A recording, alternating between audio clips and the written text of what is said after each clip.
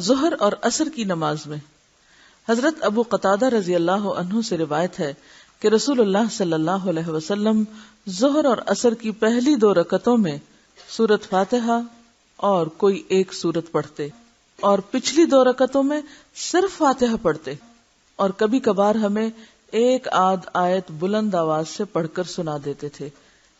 یعنی پڑھتے پڑھتے جیسے سورۃ الفاتحہ پڑھ رہے ہیں تو دل میں پڑھ رہے ہیں، لیکن بیچ میں کوئی ایک آیت ذرا سی اونچی پڑھ دیتے تھے، ہمیں پتہ چلتا کہ آپ کہاں تک پہنچے.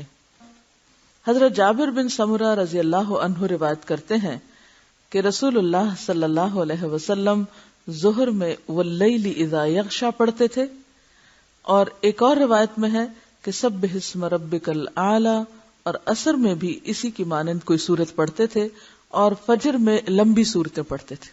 ٹھیک ہے. حضرت جابر بن سمرہ کی روایت ہے جس میں نبی صلی اللہ علیہ وسلم کا ظہر اور عصر میں والسماء ذات البروج اور والسماء والطارق پڑھنا آیا ہے.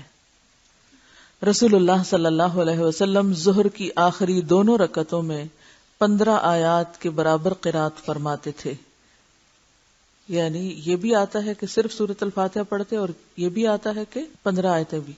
معلوم ہوا کہ آخری 2 رکعتوں میں سورۃ فاتحہ کے بعد قرات مسنون ہے، اور کبھی آپ آخری 2 رکعتوں میں صرف فاتحہ کی قرات فرماتے. تو اس سے کیا پتہ چلتا ہے؟ دونوں طریقے جائز. جبکہ نماز عصر کی پہلی 2 رکعتوں میں ہر رکعت کے اندر 15 آیات تلاوت فرماتے اور آخری 2 رکعتوں میں صرف فاتحہ پڑھتے.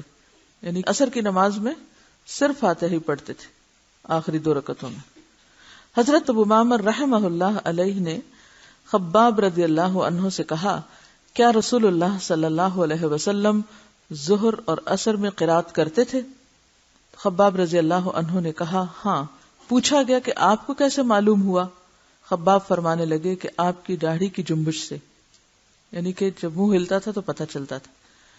معلوم ہوا کہ ظہر اور عصر کی نمازوں میں آپ سری یعنی دل میں قرات کرتے تھے، بلند آواز سے نہیں. کبھی آپ کی قرات طویل ہوتی، یعنی ظہر عصر میں بھی کبھی طویل بھی ہو جاتی. ایک دفعہ ظہر کی جماعت کی اقامت ہوئی تو ایک شخص اپنے گھر سے بقیع قبرستان کی جانب قضائے حاجت کے لیے گیا. وہاں سے فارغ ہو کر گھر پہنچا، وضو کیا، پھر مسجد آیا تو معلوم ہوا کہ ابھی تک نبی صلی اللہ علیہ وسلم پہلی رکعت میں ہیں. یعنی کبھی کبھار اتنا طویل قیام بھی ہوا ہے. صحابہ کرام رضی اللہ عنہم فرماتے ہیں کہ آپ پہلی رکعت کو اتنا لمبا اس لیے فرماتے کہ نمازی پہلی رکعت ہی میں شریک ہو سکیں. ٹھیک ہے. اور عام طور پر آپ کی نماز میں پہلی رکعت دوسری کی نسبت لمبی ہوتی تھی.